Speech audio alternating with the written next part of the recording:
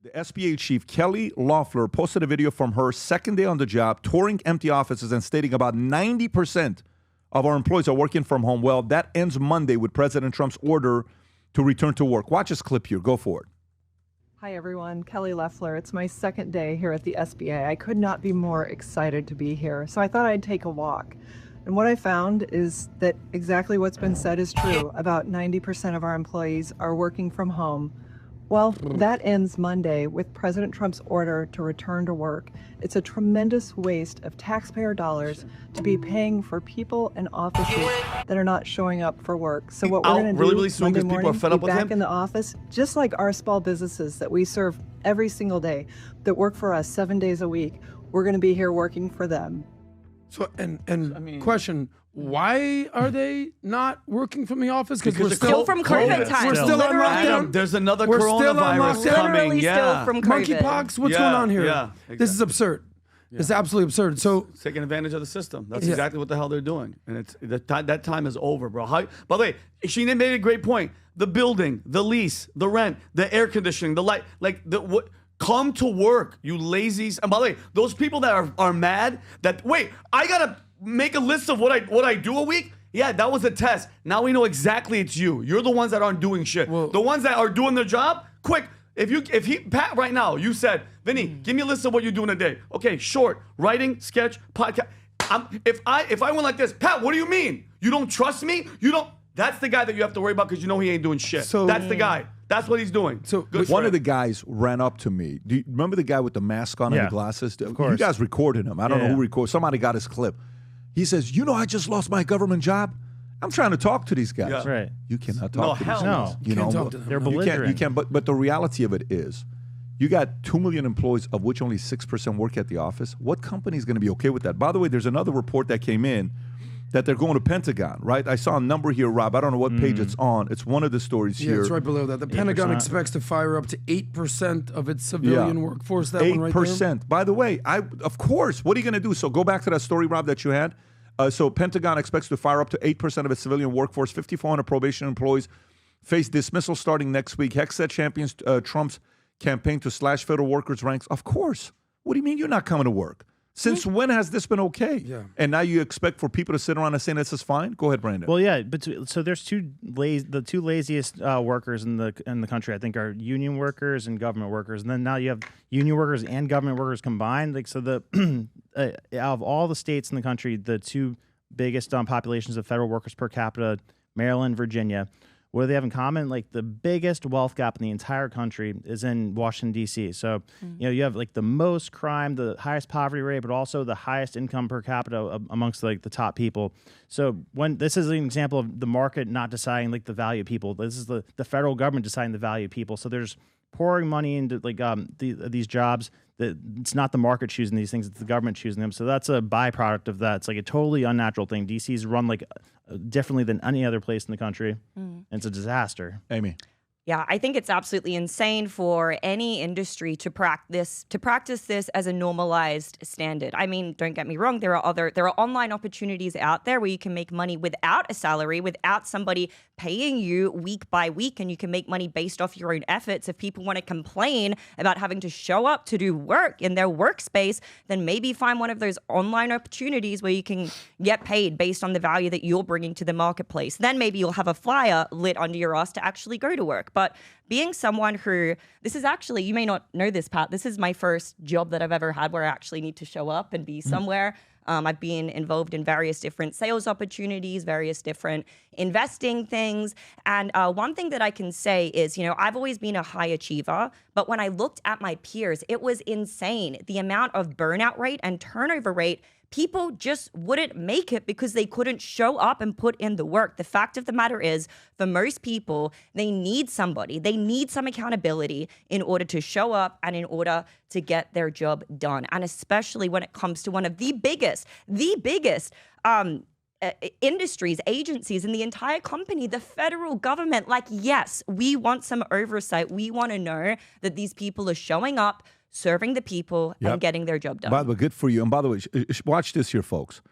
This credit to this chart goes by Tom, okay, if he's watching this, which I'm sure he's watching this. What's up, Tom? Hi, Tommy. So this is a search in D.C.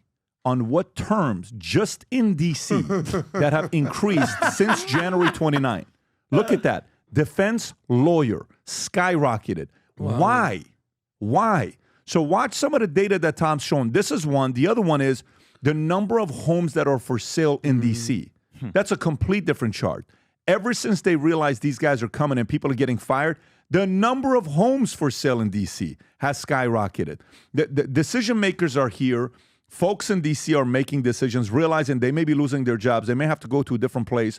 And the numbers are reflecting that. Adam. Yeah, I mean, we're acting like this is some sort of monumental, colossal request to report what you've done. You know who does this? I do this every single week with my assistant. So you know the company that I run, Welcome Funds. Alex, every week, Mondays and Fridays, I say, what are you doing this week? She knows every Monday, have a report, what's on your agenda this week?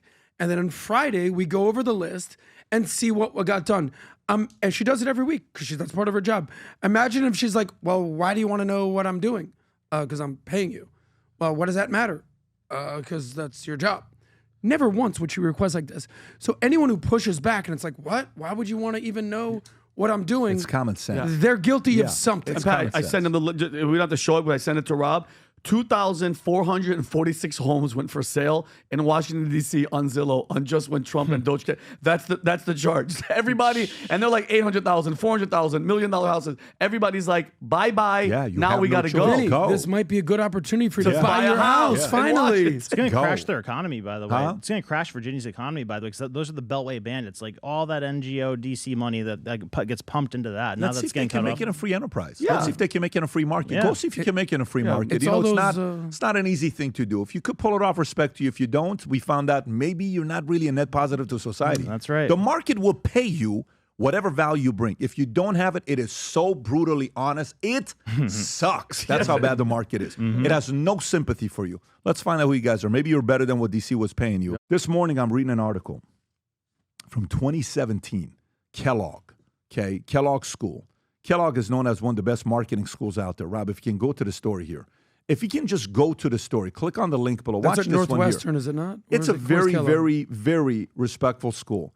Sitting near a high performer can make you better at your job. It's called the spillover from certain coworkers can boost our productivity or jeopardize our employment. What are they saying? Go a little bit lower to read this a little closer. The people we sit near at work inevitably impact our day.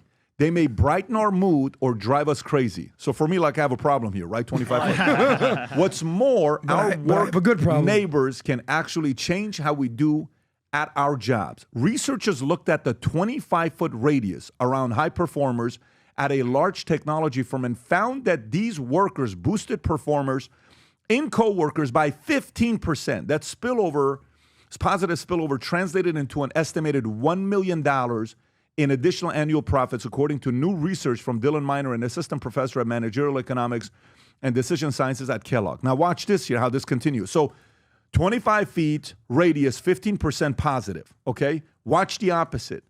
The flip side is that bad eggs impact their neighbors too. Negative spillovers from so-called toxic coworkers is even more pronounced, sometimes having twice the magnitude of impact on profits as positive spillover. Yet, while this toxic spillover happens very quickly, it also dissipates almost immediately once that worker is either fired or relegated to the far physical reaches of the company. You can stop with the story here.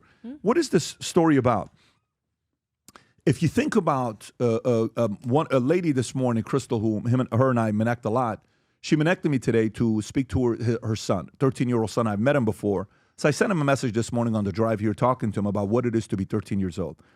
Yeah, I've been talking to my boys right now about a book I'm reading called Aggressive Girls and Clueless Boys. Every father with boys has to read this book because nowadays girls are approaching guys about sex and flirting versus it used to be the other way around. We had to. Today, girls are the ones that are more aggressive. If you have a son, do whatever you can. Don't look at the ratings. Just go read this book. It's 80 pages. You must read this book. Every parent, it's very necessary for you to read this book. It's 136 pages.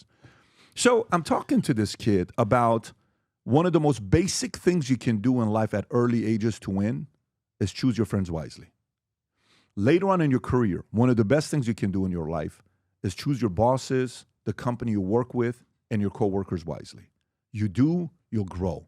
You'll do better. You don't, you'll hate the company. You'll hate your boss. You'll be angry at everybody.